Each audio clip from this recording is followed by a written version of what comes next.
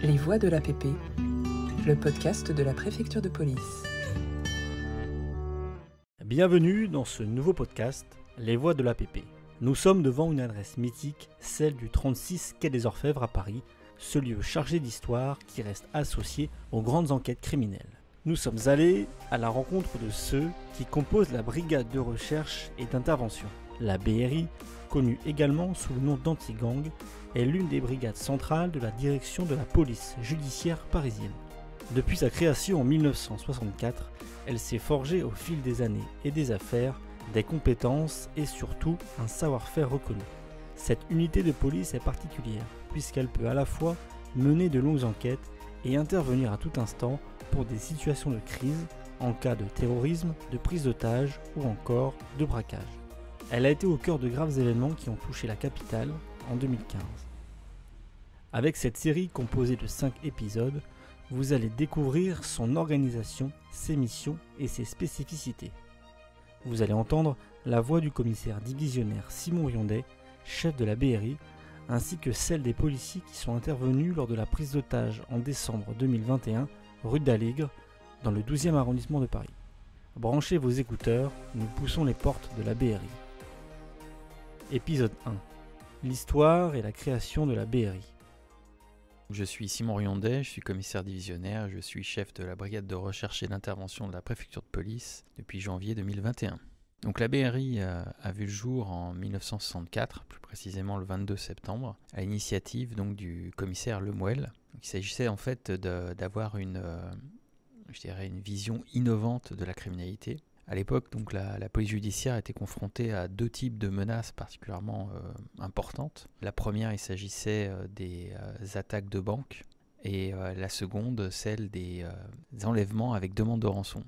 Et donc la police judiciaire était particulièrement occupée par des enquêtes qui visaient donc à résoudre les faits commis. L'idée du commissaire Lemuel est particulièrement innovante, elle est de dire on va travailler non pas sur la résolution des faits commis, mais sur des équipes de malfaiteurs susceptibles de commettre ce type de faits. Donc en fait on a inversé la logique, on est passé d'une logique de réaction, d'enquête, à une logique d'enquête proactive. Et donc c'est dans ce cadre-là qu'il a souhaité donc créer cette unité très particulière qui donc ne travaillait plus sur des faits commis, mais de manière très proactive en fait sur la détection d'équipes et ensuite le fait de ce qu'on appelle les amener au flag, c'est-à-dire de les interpeller juste avant ou juste après les faits.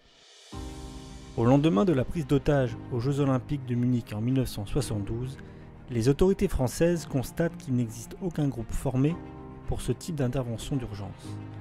La préfecture de police décide alors de la création d'une brigade anti-commando sur décision du préfet de police, Jacques Lenoir.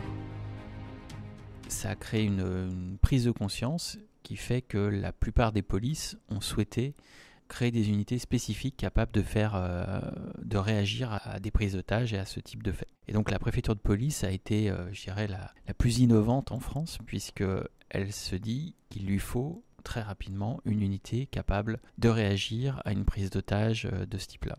Elle décide de s'appuyer sur la BRI et d'y adjoindre des compétences autres, en termes de tir et de formation, et elle crée ce qu'on appelle la brigade anti-commando, la première unité antiterroriste créée en France, basée sur une ossature BRI auquel on faisait en sorte d'adjoindre d'autres compétences pour avoir la réponse la plus efficace, mais aussi une réponse pragmatique, une réponse d'expertise, puisqu'on utilise des compétences très particulières.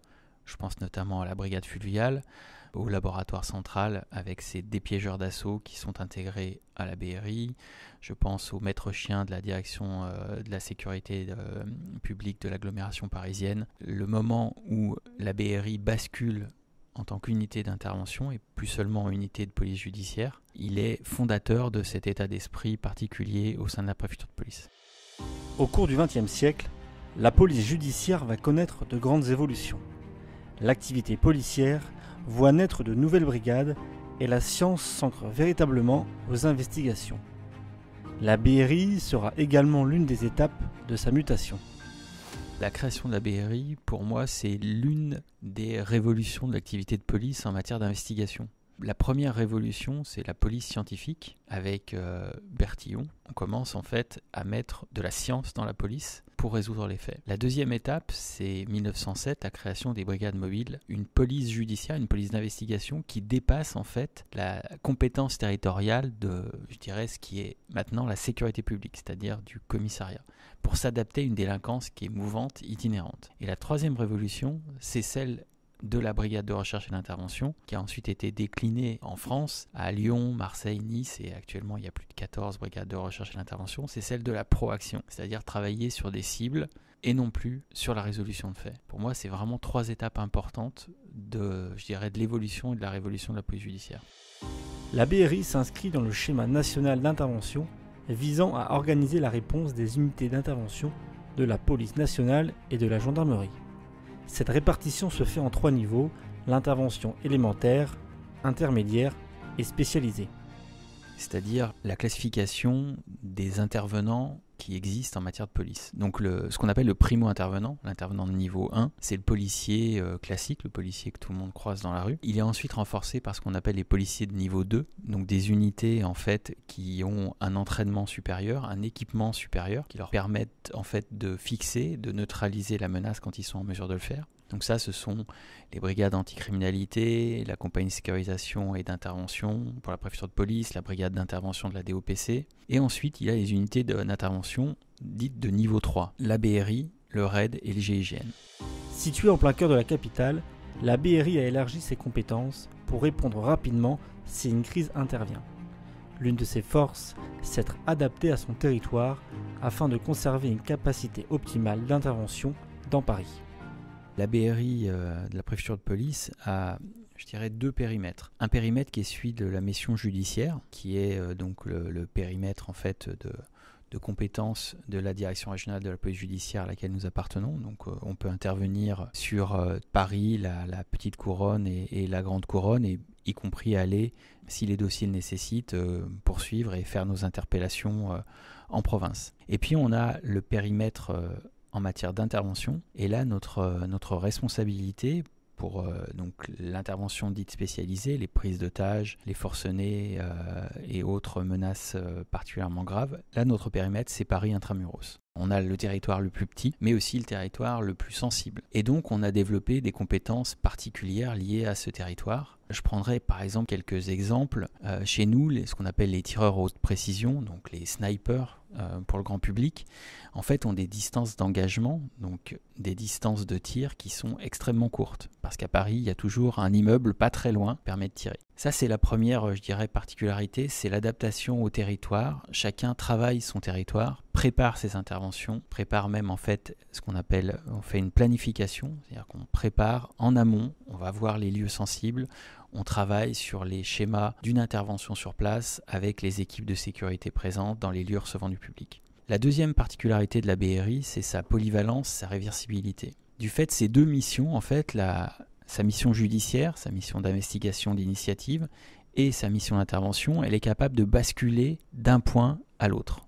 Donc elle peut par exemple travailler sur une prise d'otage équipée de manière tactique, et puis pour une raison X ou Y, cette prise d'otage va bouger, et là on va travailler en civil et on va poursuivre, surveiller les malfaiteurs. Donc cette idée, c'est ça, c'est cette capacité à passer de la tenue intervention à la tenue civile et inversement. Et cette polyvalence, elle est extrêmement particulière à la BRI, et chacune des unités, en fait, le RAID et le GIGN, ont des compétences spécifiques, des missions ou des savoir-faire particulières par rapport à cette mission d'intervention. Mais après, sur le fond, on travaille tous de la même manière pour résoudre une crise, en s'appuyant d'abord sur la négociation et ensuite sur l'utilisation de la force, quand c'est l'ultime possibilité pour sortir de cette situation.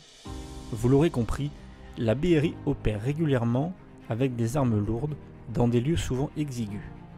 La sécurité des opérateurs, des otages ou des forcenés reste la priorité lors de ces interventions.